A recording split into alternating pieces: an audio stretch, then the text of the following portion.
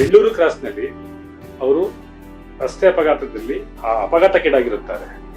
ಕಾರಣ ಅವರು ಹೆಲ್ಮೆಟ್ ಧರಿಸದಿದ್ದ ಪ್ರಮುಖ ಕಾರಣ. ಹೆಲ್ಮೆಟ್ ಧರಿಸಿದ್ದರೆ ಅವರು ಪ್ರಾಣಾಪಾಯದಿಂದ ಪಾರಾಗುತ್ತಿದ್ದರು. ಸೊ ನಾವು ನಮ್ಮ ಫ್ಯಾಮಿಲಿ ಮುಖಾಂತರ ಎಲ್ಲರನ್ನೂ ಕೂತ್ಕೊಂಡು ಚರ್ಚೆ ಮಾಡಿ ಈ ರೀತಿ ಸಂದರ್ಭದಲ್ಲಿ ನಾವು ಬಾಡಿನ ದಹಿಸೋದಕ್ಕಿಂತ ನಮ್ಮ ತಮ್ಮನ ಬಾಡಿಯಿಂದ 4-6 ಜನಕ್ಕೆ ಜೀವಕ್ಕೆ ಅನುಕೂಲ ಆಗಿ ಅವರು ಜೀವನ ಮಾಡ್ತಾರೆ ಅಂತ ಒಂದು ಆಸೆಯಿಂದ ನಮ್ಮ ಫ್ಯಾಮಿಲಿಯವರೆಲ್ಲ ಸೇರಿ ಒಂದು ಒಳ್ಳೆ ನಿರ್ಧಾರದಿಂದ ನನ್ನ ತಮ್ಮನ ದೇಹದಲ್ಲಿರ್ತಕ್ಕಂಥ ಯಾವ್ಯಾವ ಉಪಯೋಗಕ್ಕೆ ಬರ್ತಕ್ಕಂಥ ಅಂಗಾಂಗಗಳಿದೆ ಅದನ್ನೆಲ್ಲ ದಾನ ಮಾಡೋದಕ್ಕೆ ನಾವು ಸ್ವಇಚ್ಛೆಯಿಂದ ಮುಂದೆ ಬಂದಿರ್ತೀವಿ. ಯಾರೋ ಒಬ್ಬರಿಗೆ ಹಾರ್ಟ್ ನ ದಾನ ಮಾಡಿದ್ದಾರೆ, ಇಬ್ಬರಿಗೆ ಕಿಡ್ನಿ ದಾನ ಮಾಡಿದ್ದಾರೆ, ಇಬ್ಬರಿಗೆ ಕಣ್ಣು ದಾನ ಮಾಡಿದ್ದಾರೆ, ಒಬ್ಬರಿಗೆ ಲಿವರ್ ದಾನ ಮಾಡಿದ್ದಾರೆ, ಕೆಲವರಿಗೆ ಲಂಗ್ಸ್ ಎಲ್ಲ ದಾನ ಮಾಡಿದ್ದಾರೆ.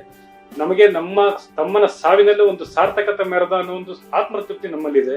Last week, Saturday morning, early morning, my cousin he met with accident in Mysore, and he's working in L&T Mysore. And his parents are willing to donate organs to other lives, at least to see him in others and to be good for others. At least others can survive for a long time, which helps for others.